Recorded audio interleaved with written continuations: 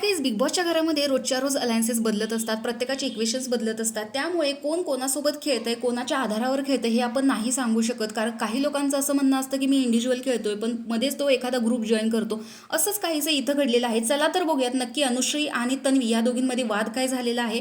त्यानंतर अनुश्रीने चिडून कोणासोबत डील केलेली आहे, कारण या ग्रुपला फोडायचं आहे.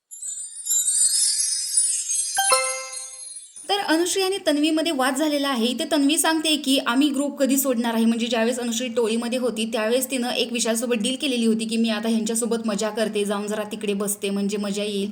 तर याच्यावरतीच तन्वी म्हणते की हिचं आधीच चाललेलं होतं की मी टोळी कधी सोडणार आहे, कारण या सगळ्या गोष्टी अनुश्रीने इकडे येऊन सांगितलेल्या होत्या. आणि आता अनुश्री म्हणते की तो आमचा प्लॅन होता, पण या गोष्टीवरती विशाल इथे हसतोय, कारण त्याला देखील माहिती होतं की खरंच हा एक प्लॅन होता. पण काही दिवसांनी अनुश्री या ग्रुपमधून खरंच बाहेर पडलेली होती, पण आता ती या गोष्टीला प्लॅनचं नाव देते. त्यामुळे गाटा ग्रुपचे जे मेंबर्स आहेत त्या सगळ्यांनाच धक्का बसलेला आहे. म्हणूनच तन्वी इथे म्हणते की असं जर असेल तर तू विश्वास ठेवायच्या लायकीची नाही आहेस. त्यावर अनुश्रीचं म्हणणं आहे की लायकी इथे माझी नाही काढायची, मी इथे इंडिव्हिज्युअल खेळते, मला कुठला दादा पादा या दोघांची गरज नाही आहे, माझा गेम मी स्वतः खेळते. त्यामुळे हे ऐकून सागर असेल, राखी असेल, या सगळ्यांनाच धक्का बसलेला होता की अनुश्री असं काय बोलते.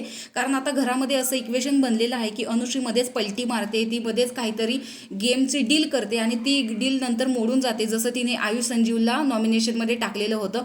तर आता या गोष्टीमुळे अनुश्रीने संकेत पाठकला डील दिलेली आहे की मला काटा ग्रुप तोडायचा आहे आणि त्यासाठी आपण एकत्र आलं पाहिजे. म्हणजे वाईल्डकार्डचे जे ग्रुप्स आहेत, मेंबर्स आहेत, त्यांनी एकत्र आलं पाहिजे, आपण एक ग्रुप बनवला पाहिजे, असं तिने संकेतला डील दिलेली आहे. पण असंही म्हणणं आहे की संकेत फक्त ऐकून घेतो आणि स्वतःच्या मनाचं करतो. त्यामुळे आता संकेत तिची डील एक्सेप्ट करतोय की नाही हे फक्त संकेतवरती डिपेंडंट आहे. कारण ग्रुप फोडण्यासाठी अनुश्री एकटी काहीच करू शकत नाही, तिला कोणाची तरी गरज लागणारच आहे. आणि तरीही ती म्हणते की मी इंडिव्हिज्युअल खेळते. तर तुम्हाला अनुश्रीचा गेम कसा वाटतो आणि ती काटा ग्रुप फोडू शकेल का हे कमेंट बॉक्समध्ये नक्की सांगा. अशाच व्हिडिओसाठी आपल्या चॅनलला सबस्क्राईब करा. बाय.